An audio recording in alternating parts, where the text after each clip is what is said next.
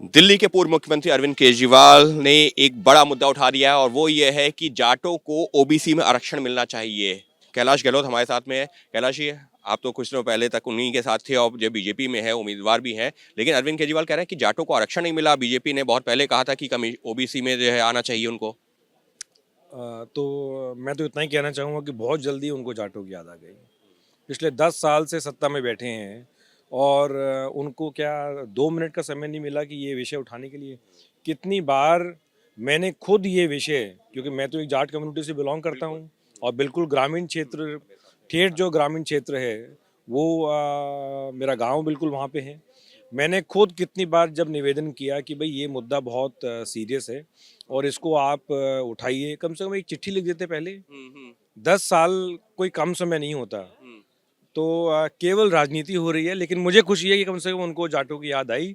और इस बार जब एक जाट से चुनाव हारने की बारी आ गई है तो उनको जाटों की याद आ गई है। केवल राजनीति है।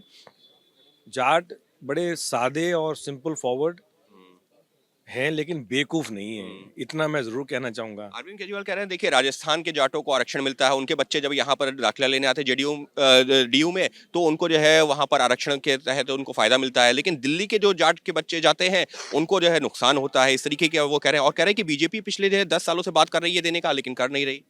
नहीं, मैं तो यही पूछ रहा हूँ कि भाई 10 साल कम समय होता है क्या?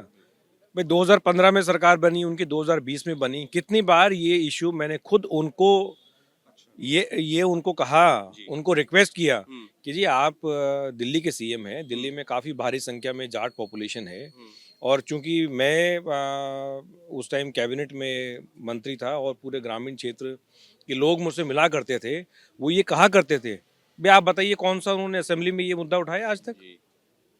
तो केवल राजनीति हो रही है इस समय और ये उनका उनका डर जो है वो सामने निकल के आ रहा है। तो और आप ये कह रहे हैं कि जो 10 सालों के दौरान आपने भी उनसे इस बात की थी, लेकिन तब उन्होंने इस मुद्दे को नहीं उठाया। एक बार नहीं, अनेक बार उनको रिक्वेस्ट किया मैंने, क्योंकि भाई जब भी मैं सपोज किसी एरिया में गया या सुबह और शाम को जब लोग मिलने आते थे तो ये मुद्दा अक्सर ये चर्चा में रहा करता था कि भाई दिल्ली के जो जाट हैं उनको आरक्षण नहीं मिला है। तो ये बहुत सेंसिटिव इशू था। आई थिंक उसको जो गंभीरता के साथ उनको लेना चाहिए था वो उन्होंने बिल्कुल नहीं लिया। लेकिन अब चूंकि जाटों के वोट तो चाहिए तो ये वो सिर्फ राजनीति कर रहे हैं। सिर्फ एक राजनीतिक बयान, सिर्फ एक राजनीतिक 100%, 200% सिर्फ एक राजनीतिक बयान है और कुछ नहीं है। इस सबके बीच में जो है वो तो जो है संदीप दीक्षित जो उनको लेकर के बयान दे रहा है, उस पर वो कह रहे हैं कि ये संदीप दीक्षित तो बीजेपी के मोहरे हैं। तो लोकसभा चुनाव में किसके मोहरे थे? साफ तौर पर कैलाश गहलोत जो कि केजरीवाल सरकार में जब वो केजरीवाल मुख्यमंत्री थे तो मंत्री थे, तो उन्होंने साफ तौर पर कहा कि मैंने खुद जो है जाट के मुद्दे पर कई बार केजरीवाल से बातचीत की, लेकिन उन्होंने चुप्पी बनाए रखी। लेकिन अब क्योंकि चुनाव है, उनको लग रहा है कि प्रवेश वर्मा जो खुद एक जाट हैं जो वहां से जो चुनाव लड़ रहे हैं उनकी वजह से चुनाव हार सकते हैं, तो इस मुद्दे को वो तूल दे रहे हैं। तो सिर्फ राजनीतिक बयान है केजरीवाल का जाटों का आरक्षण।